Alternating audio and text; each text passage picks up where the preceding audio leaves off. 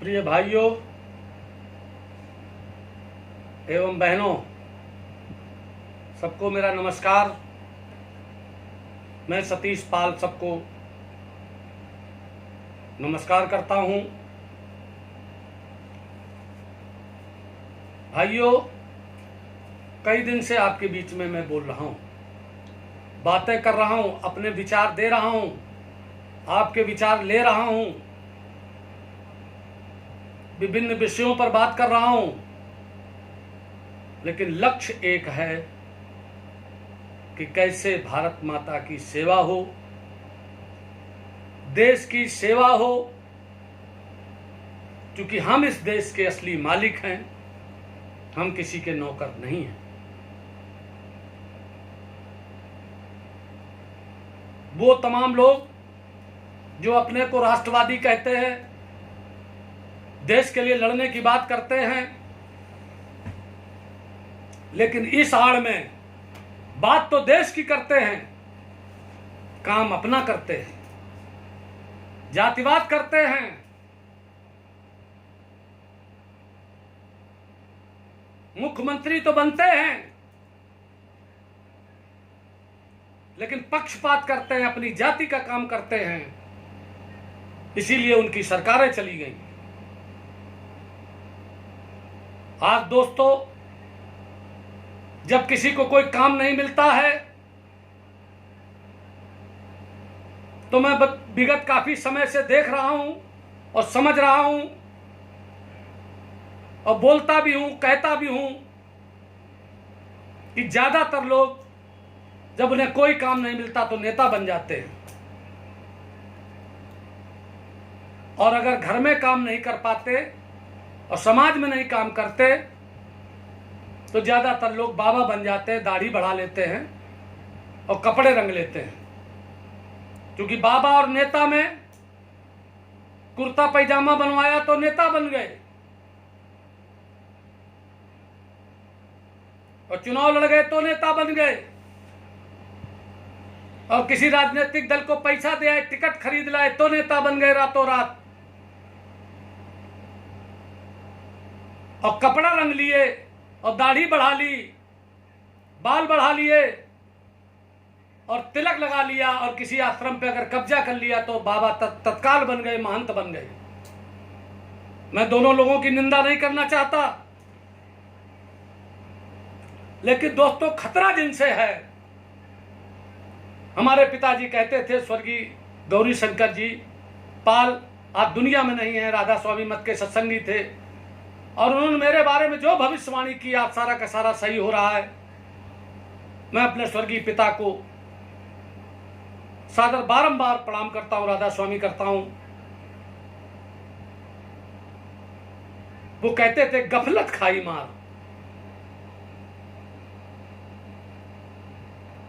चुनाव में हारने पे कहते थे हारा सो हर से मिला, जीता सो जम के द्वार।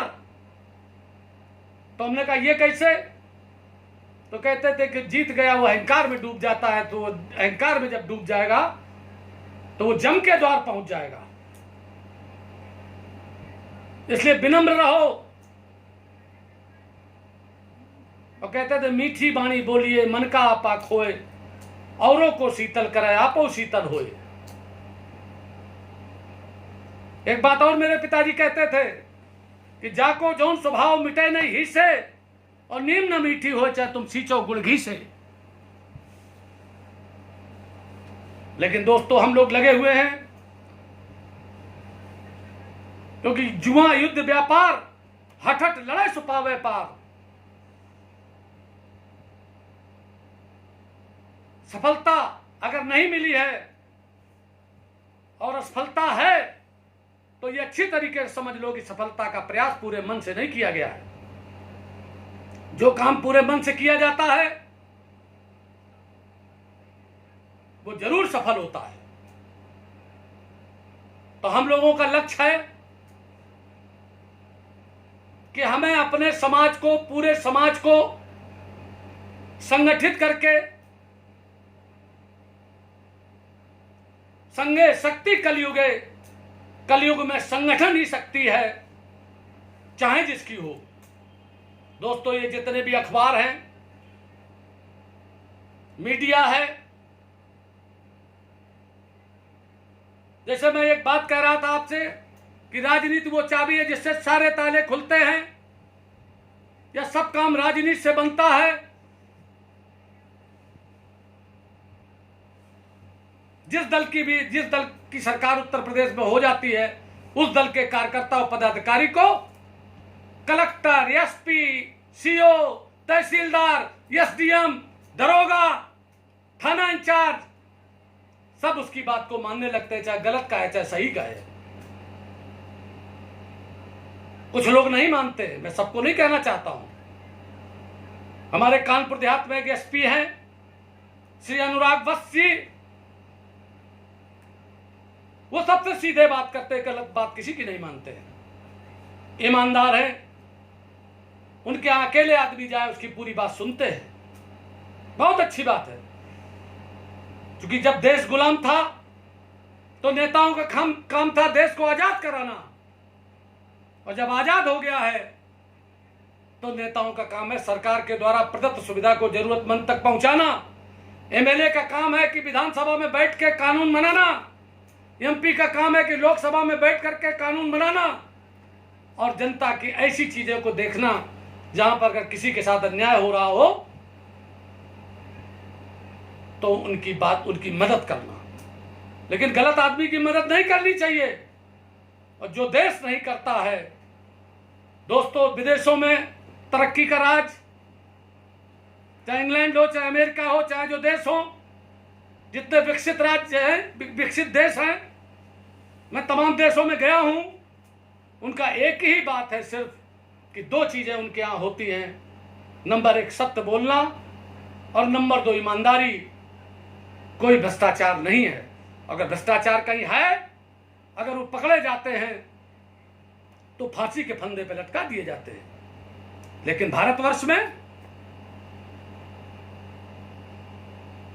दोस्तों क्या कहा जाए, अगर आपने पैसा नहीं दिया तो आपका काम लटक जाएगा।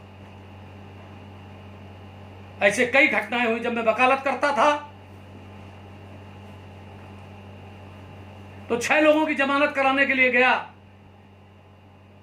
12 जमानतगीर आ गए। 4 दिन पहले, 5 दिन पहले दरखास्त लगा दी गई थी, और सिर्फ सरकारी कोर्ट को, जो सरकारी वकील है, उसको 100 रुपये नहीं मिले तो उसे रिपोर्ट लगा दी कि अभी रिपोर्टें नहीं आई है कि ये मुलजिम है कि नहीं है। मैंने कहा मजिस्ट्रेट से कि सर, ये रिपोर्ट आई, इनको 100 रुपया नहीं मिला तो ये इन्होंने ऐसा कर दिया है। तो बोले आप क्या कह रहे हैं? अरे मैंने कहा जो मैं कह रहा हूं सही है। बोले कैसे बोलते हैं? मैंने कहा आपका ये पेश कार्ड रुपया ले रहा है, 5 रुपया आपको, आप नहीं देख रहे सर। बोले मैं तुम्हारे खिलाफ फला को लिखूंगा। मैंने कहा मैं आपके खिलाफ हाई कोर्ट के एडमिनिस्ट्रेटिव जज को लिखूंगा। क्या आप अपनी कोर्ट में बढ़ावा दे रहे हैं भ्रष्टाचार को? वो उठ करके अंदर चले गए, हम अपने बस्ते पे चले गए। थोड़ी देर बाद उनका लाल झब्बे का चपरासी आया कि साहब आपको याद कर रहे हैं। मैं आया, उन्होंने अपने चैम्बर मुझे बुलाया कि क्या बात थी। हमने उनको बताया कि पहले आप ये पूछो कि रिपोर्ट आई कि नहीं आई। बोले मैंने पता कर लिया है, रिपोर्ट आ गई है और आपकी बात सही थी, बुलाइए सबको, मैं जमानत लेता हूं। तो दोस्तों आप लोग याद रखो,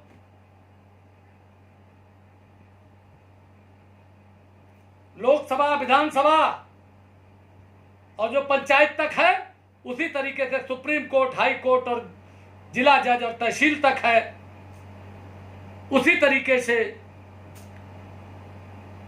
मीडिया भी है। तमाम नेता लोग, तमाम लोग पत्रकारों से डरते हैं, इलेक्ट्रॉनिक मीडिया से डरते हैं। हम आपसे बात कर रहे हैं और इसी की अगर सबरी जांचें होना शुरू हो जाए तो भी बड़े बड़े लपेट जाएंगे, और हम सबके सामने जाने के लिए तैयार हैं। क्योंकि जो सत्य के रास्ते पर नहीं होगा उसकी हैसियत नहीं है कि बोल दे। और बोलेगा तो कहीं न कहीं गलती हो जाएगी। एक बार मेरे भाई को जब मैं ब्लॉक प्रमुख का चुनाव लड़ा और ये सब बढ़ा, कुछ गांव के लोगों ने, कुछ पड़ोस के लोगों ने मिलकर के मेरे भाई को राजनीति में फंसवा दिया। और एक शेड्यूल कास्ट के आदमी के जिसके पास बंदूक थी उसकी बंदूक छुड़ा ली गई, राजनीति हो गई और गलत बंद कर दिया गया, नामजद रिपोर्ट हो गई। लेकिन मैंने खोज करके पता करा लिया कि किसने राजनीति की है और उसको जब जेल भिजवाया गया तो मैंने जज साहब को अपना परिचय दे करके किया तो उन्होंने तत्काल वो कर दिया था। जेपी सिंह करके कोई सज्जन थे, जुडिशियल मजिस्ट्रेट, अगर सुन रहे हो, अब तो रिटायर हो गए होंगे। हमारे जो सीनियर थे स्वर्गीय मंसूर हुसैन रिजवी एडवोकेट साहब, वो भी जमानत के लिए जा नहीं रहे थे कि बेटा वहां से खारिज हो जाएगी, नीचे मैं बाद में ऊपर कराऊंगा सेशन में। जब मैंने कहा, मैं बहस करने के लिए जब खड़ा हुआ जज के सामने, तो उन्होंने कहा इसमें हलफनामा किसका है? मैंने कहा मेरा है, मेरा छोटा भाई है। तो उनका आप सीनियर का अपने को लिवा लाइए।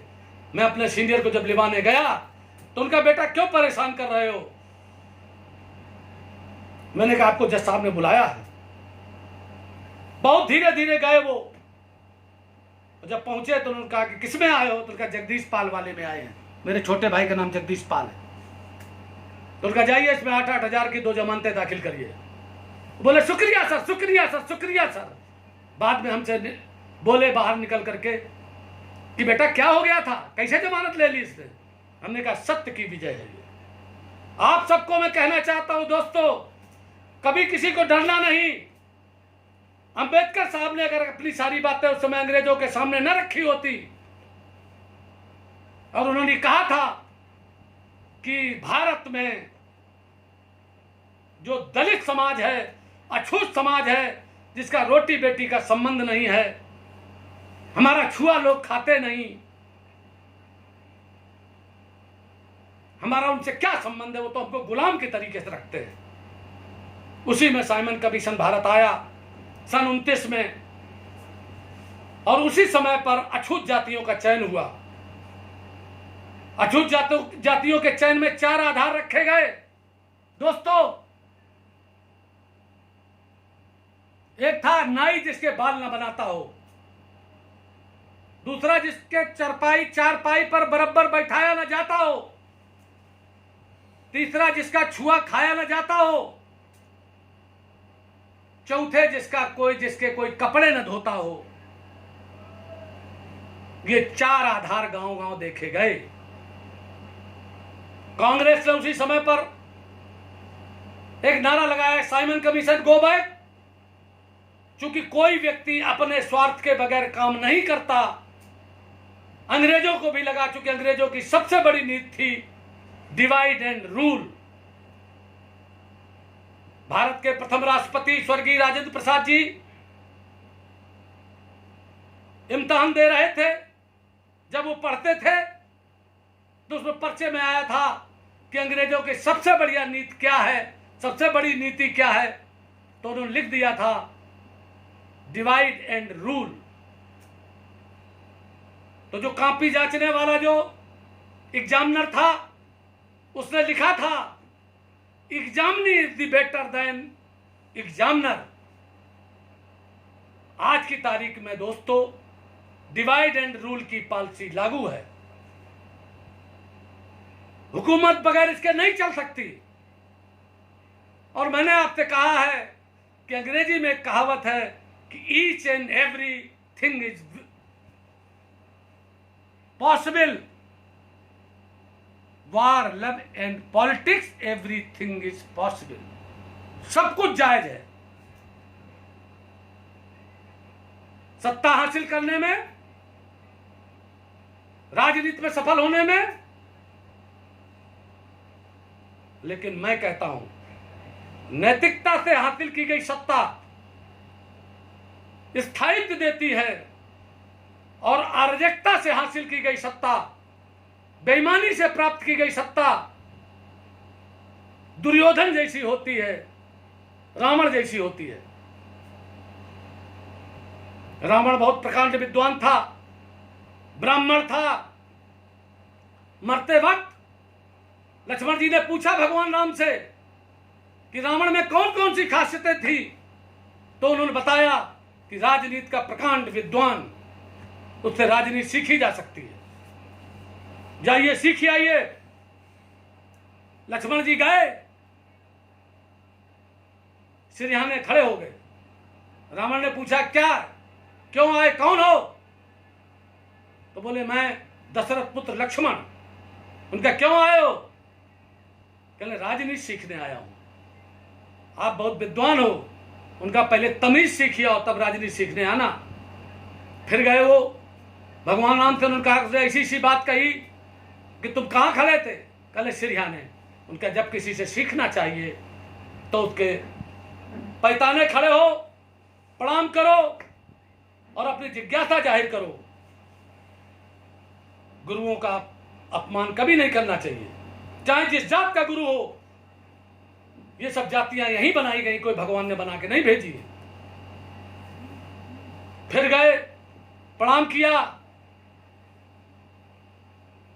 तो रावण ने राजनीति की 14 बातें बताई।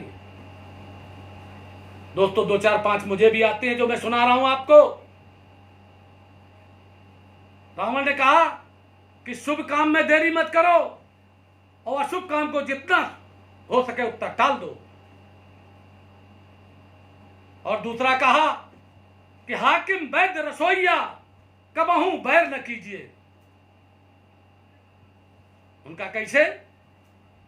उनका शुभ काम यह था मेरे लिए कि मैं जब चाहता तो स्वर्ग के लिए नशेनी लगा लेता और चला जाता, लेकिन मेरे अंदर रहा और राज कर लो और राज कर लो, और मेरी आज ये गति हो गई है कि मैंने अपना पूरा परिवार मरवा दिया, वंशनाश करा दिया, और अशुभ काम था सीता जी का हरण करना, उसको मैंने शीघ्र से कर लिया और अपनी बहन की बात मान ली और लोगों की बात मान ली। आज ये दशा हो गई मेरी। और हाकिम वैद्य रसोइया कबहू बैर न कीजिए। नेता लोग भी अगर अपनी कोई बात कहते हैं, मंत्री जी कहते हैं तो आधिकारिक कहते हैं। सब काम आज की तारीख में अधिकारी कर रहा है।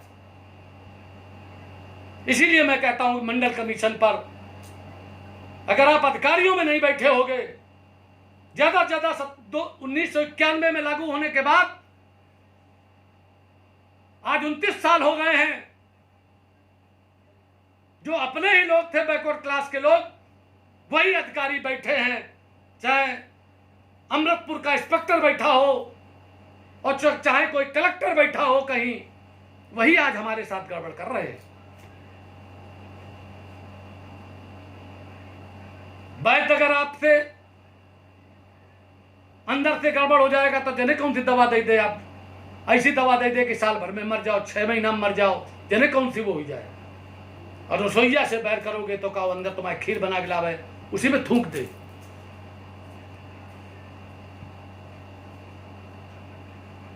स्वामी दयानंद सरस्वती को,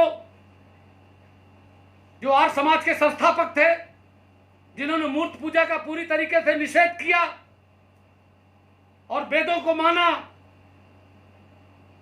वेद वाक्यों को माना,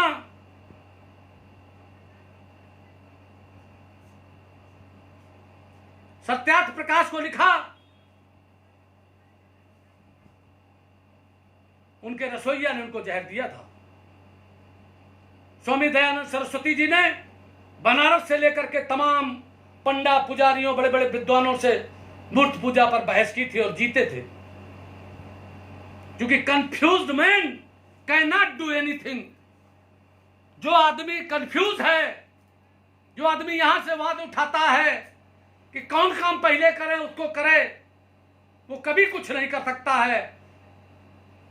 जब अर्जुन से द्रोणाचार्य जी ने पूछा और शिष्यों से पूछा कि तुमको क्या दिखाई दे रहा है, तो कोई बोला कि मुझे पेड़ दिखाई दे रहा, कोई बोला मुझे आम दिखाई दे रहा, कोई बोला मुझे चिड़िया दिखाई दे रही है, लेकिन अर्जुन बोला कि मुझे सिर्फ चिड़िया की आंख दिखाई दे रही है। उसने कहा तुम सबसे बड़े धनुर्धारी हो गए।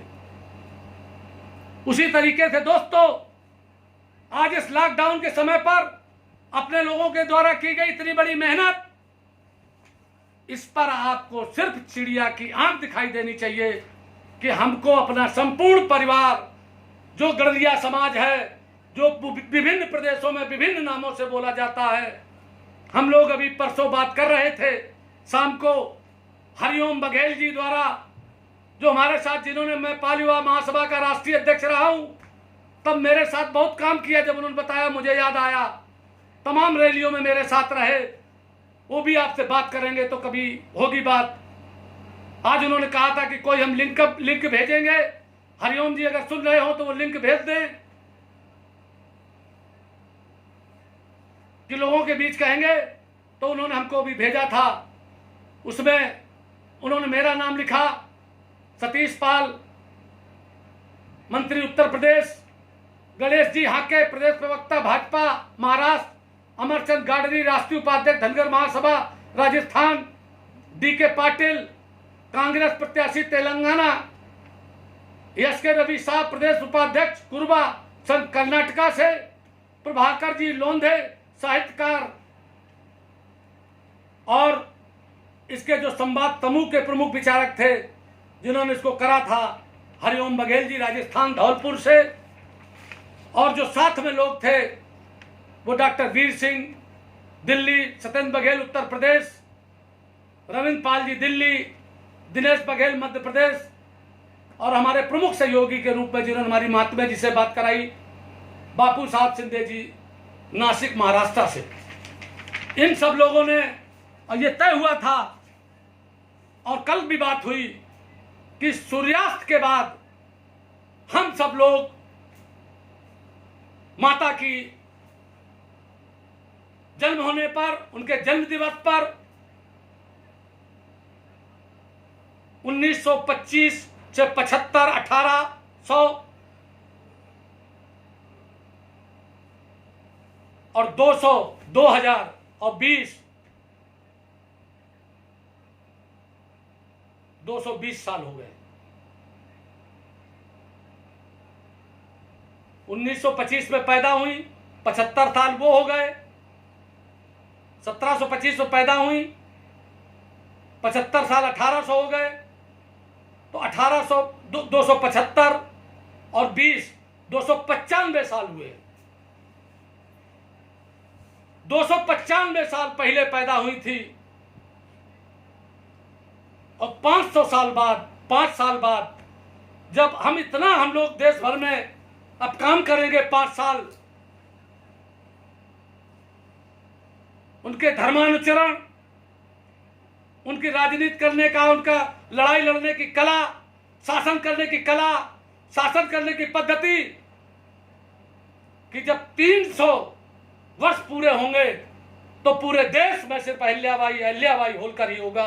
किसी की हिम्मत नहीं होगी कि वो उनका नाम बदल दे, जैसे विधुना में बदल दिया है। समाजवादी पार्टी के मुखिया आज की तारीख के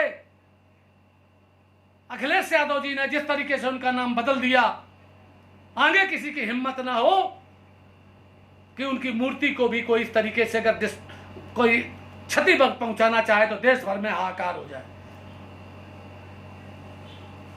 अंबेडकर साहब की मूर्तियां पहले तोड़ी जाती थी। जब स्वर्गीय काशीराम जी यहां आए, नहीं, बहुत से कुल्हाड़ी के बेट जैसे थे, जितने शेड्यूल कास्ट के थे तमाम, उन्होंने अंबेडकर साहब को खत्म कर दिया था।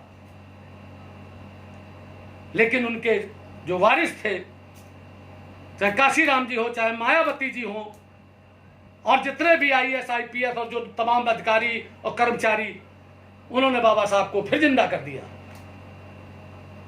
बाबा साहब कभी भी अंग्रेजों के खिलाफ लड़ते हुए कभी जेल नहीं गए, फिर भी उनको भारत रत्न मिला, क्योंकि आज लोगों को वोट चाहिए उनके लोगों का, इसलिए बाबा साहब करते हैं। एक दिन ऐसा आ जाए जब हिंदुस्तान भर का करोड़ों गड़रिया जो शेड्यूल कास्ट बनने के लिए भाग रहा है, कोई कहीं भाग रहा है। अब आपको मालूम है कि अगर विघटन होता है तो वो देश गुलाम होता है, अगर विघटन होता है तो वो जाति गुलाम होती है। इसलिए हम सब लोग गडरिया बनते हुए, चरवाहा बनते हुए, फिर अपने उसमें चाहे जो कुछ दुबे तिवारी और जैसे ये लोग हैं, इनके ठाकुरों में भी हैं और भी तमाम जातियों में है, सबके सब जातियों में तमाम कुरी होती हैं, लेकिन एक उसके नाम पर कुर्मियों ने अपने को पटेल कर लिया। हम लोग 5 साल के अंदर फिर और भी विचार विमर्श करेंगे, लेकिन दोस्तों मैंने कई बातें सीखी हैं, कई बातें जानी हैं। संघर्ष करने से क्या मिलता है? अगर आप संघर्ष करोगे, धरना प्रदर्शन करोगे, अंग्रेजों के जमाने का बना हुआ पुल एक झींझक में गिरने जा रहा है, जहां के हम रहने वाले हैं। हमारे यहाँ राष्ट्रपति जी हमारे क्षेत्र के, हमारी तहसील के, हमारे मित्र हैं, हमारे इस घर में आए हैं, जहां बैठे हम आपसे बोल रहे हैं। आज हिंदुस्तान के राष्ट्रपति हैं माननीय श्री रामनाथ कोविंद जी।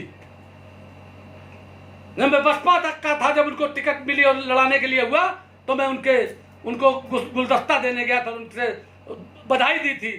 मायावती ने मुझे उसी बात पर निकाल दिया था पार्टी से। हमने कहा खूब निकाल दो, अगर मैं एमएलए भी होता तो भी मैं अपने तहसील के आदमी को ही वोट देता, क्योंकि राष्ट्रपति बहुत बड़ी चीज है। और ये गौरव कानपुर देहात को, और फिर हमारी तहसील देहरापुर को मिला, और फिर हमारे मित्र को मिला, और फिर अति दलित मिला, कोरी समाज को मिला। मैंने इसके लिए भाजपा की बहुत तारीफ की थी। आज भी कह रहा हूं कि न्याय के लिए हम लोगों को जो कुछ करना पड़ेगा उसे करेंगे। झीझक में मैंने एक वो किया कि राष्ट्रपति के द्वारा तमाम बातें की जा रही है, उसके लिए किया जाए। एक प्रदर्शन किया, धरना किया, जिसके संयोजक थे सूरज मिश्रा जुरिया वाले, जहां पर स्वर्गीय शिवराम पांडे जी पैदा हुए, पहले विधायक, प्रातः स्मरणीय। मैंने उनके बारे में एक दिन बोला था आपको। उनके बेटे आज रिटायर होने के बाद सेल टैक्स से अपनी आमदनी का 10% में गरीबों को पढ़ाते हैं। हमारे इसी मकान पे पढ़ाने के लिए आते हैं, ज्ञान क्लब चलाते हैं। मैं आप सबसे कहना चाहता हूं कि आप लोग जितने रिटायर लोग हो पूरे हिंदुस्तान के, और भी काम करो। तो सूरज मिश्रा ने उस समय पर संयोजक बना और पैसा खर्च किया और ट्रैक्टर लगाए और वहां पर पूरी तरीके से काम किया। आज भी वो आदमी रहता है। कल मेरे पास आया था रसगुल्ले लेकर, फूलमाला लेकर, तब मैं बोल रहा था, कहने लगा कि आपकी तो जो पोस्ट है, ये जो आप बोलते हैं, इसको तो लाखों आदमी देखता है, और मैं भी देखता हूं, सब समाज के लोग देखते हैं, और ये कहते हैं कि आप तो क्रांति कर देंगे। तो मैंने कहा उनसे कि मिश्रा जी, मैं जातिवादी नहीं हूं, मैं पक्षपाती नहीं हूं, लेकिन मैं अपनी समाज को, जब तक मैं लोगों को कैसे, मैं इनकी गरीबी देखे नहीं जाती मुझसे, इनका पिछड़ापन देखे नहीं जाता। अरे वो 2 महिलाओं के जिनके पैर में चोट है, उनके पुट्ठे में चोट थी, जो महिला दिखा रही थी मुझको, उसकी अभी तक डॉक्टरी नहीं कराई है। फरुखाबाद की पुलिस ने, अमृतपुर की पुलिस ने, आज मैं सीओ से कहना चाहता हूं, मैं कहूंगा, और उन लड़कों से भी कहना चाहता हूं, सीएमओ के यहाँ जाइए और उनकी कराइए और इनके खिलाफ एफआईआर लिखाइए पुलिस वालों के खिलाफ। और लॉकडाउन खत्म होने के बाद मैं उन महिलाओं को उसके ऊपर, मंच के ऊपर खड़ा करूंगा और दोस्तों एफआईआर लिखाऊंगा। उनकी हिम्मत कैसे पड़ी कि गडरिया के घर में घुस के उनकी महिलाओं को मारने का। अरे इस देश में जिसने महिला का अपमान किया, रावण ने अगर सीता का अपमान किया तो रावण का नाश हो गया, द्रौपदी का अपमान किया कौरवों ने तो कौरवों का नाश हो गया। और तुम यादव जी, पुलिस वाले, इंस्पेक्टर अमृतपुर, तुमको शर्म नहीं आई? तुमने उनके पुट्ठों में लाठियां मारी, तुमने महिलाओं को मारा है, तुमको कोई बचा नहीं सकता। ये आगे आप देख लेना। दोस्तों, मैं आप सबसे कहना चाहता हूं कि 31 मई को 9 बजे सुबह जरूर पूजन पाठ करना, जरूर माला पहनाना अहिल्याबाई होलकर की फोटो को, और अभी अगर ना हो तो भी निकलवा लीजिए। हमने तो तमाम मूर्तियां, उनकी तमाम फोटो वो बंटवाई हैं। मैंने चौटाला जी से, कुरुक्षेत्र में ईशम सिंह दुनिया में नहीं है, जीता रामपाल जी हैं वहां कुरुक्षेत्र में, आज वकील है वहां, कुरुक्षेत्र यूनिवर्सिटी में काम करते थे, बहुत विद्वान आदमी हैं, पाल महासभा के राष्ट्रीय उपाध्यक्ष रहे हैं, और कुरुक्षेत्र में बैठे उन्होंने हमको हरियाणा में सारी मीटिंगें हमारी कराई हैं, हरियाणा के गांव गांव मुझको लेकर के गए हैं, रणधीर पाल लेकर के गया है, भूदेव शास्त्री लेकर गया है, अशोक पलवल वाला लेके गया है, वीर सिंह पलवल वाला लेके गया है, और फरीदाबाद में एक सज्जन थे, जब हम वहां रैली कराते तो उनको 15,000 रुपया मुझको दिए। एक रैली मुझे कानपुर में करानी थी,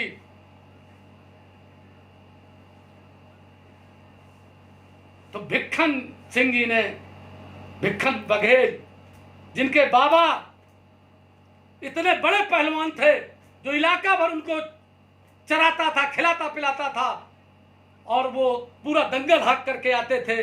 आज भिक्खन सिंह भगवान कृपा से सब भाई करोड़पति हैं, अरबपति हैं, 100-100, 200 करोड़ के लोग हैं, इतनी बढ़िया बिल्डिंगें बनी हैं उनकी फरीदाबाद में, मैं वहां रुका हूं।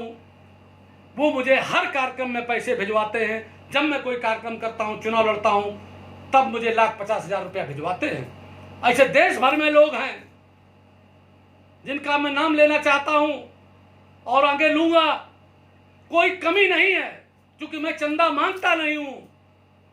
कुछ लोग चंदेखोरी करते हैं, इसलिए वो नहीं।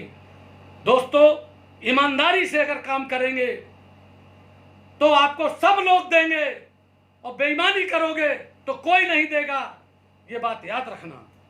और उसकी वाणी असर करती है जो सत्य बोलता है, उसकी वाणी कभी असर नहीं करती जो झूठ बोलता है, लफाजी करता है। इसलिए दोस्तों, आगे हम आपको अभी राजनीति के बारे में बता रहे थे कि ब्लॉक स्तर पर, थाने स्तर पर अगर कोई धतूड़ों लेके पहुंच जाता है, एक वो लेके पहुंच जाता है, कृपया बताने की कृपा करें कि केस में कैसे क्या हुआ, और पत्रकार बन जाता है, और ज्यादातर ब्राह्मण होते हैं या होशियार किस्म के लोग होते हैं, वो पत्रकार बन जाते हैं। आप लोग पत्रकार बनो, आप लोग जन सूचनाएं हासिल करो, आप लोग डरो नहीं। कोई तुम्हारी बेइज्जती भी कर दे तो कभी नाराज ना होना, हंसते रहना, और गांधी जी से सीखना, और कभी भी झगड़ा मत करना, और चौकी और थाने के सामने 10 आदमी ले जाके जमीन में बैठ जाना, और जब वो तुम्हारी बेइज्जती करने लगे तो तुम हंसते रहना और उनका वीडियो बना लेना, अपने आप चित्त गिर पड़ेंगे और आपके हाथ पैर जोड़ने लगेंगे। एक दिन एक दोस्तों नेताजी थे, जब मुझसे कोई नेताजी बिगड़ता अगर कोई कह देता है, प्रतापगढ़ का एक किस्सा था, एक नेताजी हमसे बोले कि तुमने ये बात फेसबुक पे बोल दी। हमने कहा क्यों ना बोल दूं, आपने फोन नहीं उठाया, आपके बगैर मैं बोल नहीं सकता था। तब बोले कि नहीं बोलना चाहिए था। अरे हमने कहा ऐसा है, तुम मुझको मत सिखाओ। वो मुझसे बिगड़ने लगे। मैंने कहा यही बात मैं कल फिर बोल दूंगा, और तुम्हारा ये टेप हो रहा है, इसको मैं सुनाऊंगा। नेताजी चित्त गिर पड़े, और उसके बाद आज तक उन्होंने फिर फोन नहीं उठाया, क्योंकि लॉकडाउन के बाद मुझे प्रतापगढ़ जाना है, मुझे जेल में उसकी लड़की के पिता और उनसे मिलना है, क्योंकि मैं एक बार अगर कोई जुबान दे देता हूं तो मैं कर्म जुबान से छत्री हूं। कहने के बाद मैं भूलता नहीं हूं कि ऐसा नहीं है कि मैं जाऊं नहीं प्रतापगढ़, और वो लड़की के पिता जो बंद हैं, अगर गलत बंद होंगे तो वहां आंदोलन करेंगे, और माननीय मुख्यमंत्री जी से मिलेंगे, देश भर से प्रतिनिधिमंडल मिलेगा, और मुख्यमंत्री आवास के सामने खड़े होकर के और उस लड़की की आवाज बुलंद करेगा, फरकाबाद के लोगों की आवाज बुलंद करेगा। अरे हमने जिसको वोट दिया, हम जिसके सहारे हैं, जिसके उसके हैं, हम इतने दीनहीन नहीं है। अगर हम दूसरों को बदल सकते हैं तो सबको बदल सकते हैं, और हम इतना आवेश में आकर के भी नहीं बोल रहे हैं, क्योंकि चाह गई चिंता मिटी मनुआ बेपरवाह, और जिन्हें कुछ नहीं चाहिए ते शान के साथ। कल मैं कोऑपरेटिव सेक्टर पर बोलूंगा, कैसे पैसे वाले बनो, कैसे सरकारी योजनाएं हासिल करो, और बीच बीच में राजनीति की बातें करते हुए दोस्तों आप सबसे बात करूंगा। बस एक ही बात कहना चाहता हूं कि आप लोग सब अपने मोबाइल नंबर भेजो, उत्तर प्रदेश के हर जिले से भेजो, हर गांव से भेजो, और हर ब्लॉक से भेजो, ब्लॉक स्तर पर। और मुझे सारी चीजें सरकार के द्वारा प्रदत्त जितनी भी सुविधाएं हैं, मैं और सबको मैं पासपोर्ट बनवाऊंगा, सबके बैंक खाते खुलवाऊंगा, सबको दोस्तों सबसे इनकम टैक्स क्यों भरवाऊंगा, क्योंकि आज अगर आपको कोई जमीन खरीदनी हो तो आपका उसमें पैन कार्ड लगेगा, वो आपके पास है ही नहीं। मैं ऐसा नहीं चाहता हूं कि कोई कहे कि आप बगैर पढ़े लिखे हो। हर आदमी आने वाले समय में कहे कि गड़रिया जात में एक सतीश पाल पैदा हुआ था जिसने अपने कौम को पूरे हिंदुस्तान में जगा दिया। और रानी अहिल्याबाई होलकर के बाद, रानी अहिल्याबाई होलकर के वंशज जो पूरे देश भर में हैं, और भी लोग हैं जो सतीश पाल के साथ रह करके, सतीश पाल उनके नेतृत्व में काम करते हुए और सब मिलकर के एक टीम बन करके, और उन्होंने सारे समाज का कायाकल्प कर दिया, किसी की नकल करके नहीं, अपनी अकल लगा करके। यही बात कहते हुए अपनी वाणी को विराम देता हूं। जय हिंद, जय भारत, सबको धन्यवाद।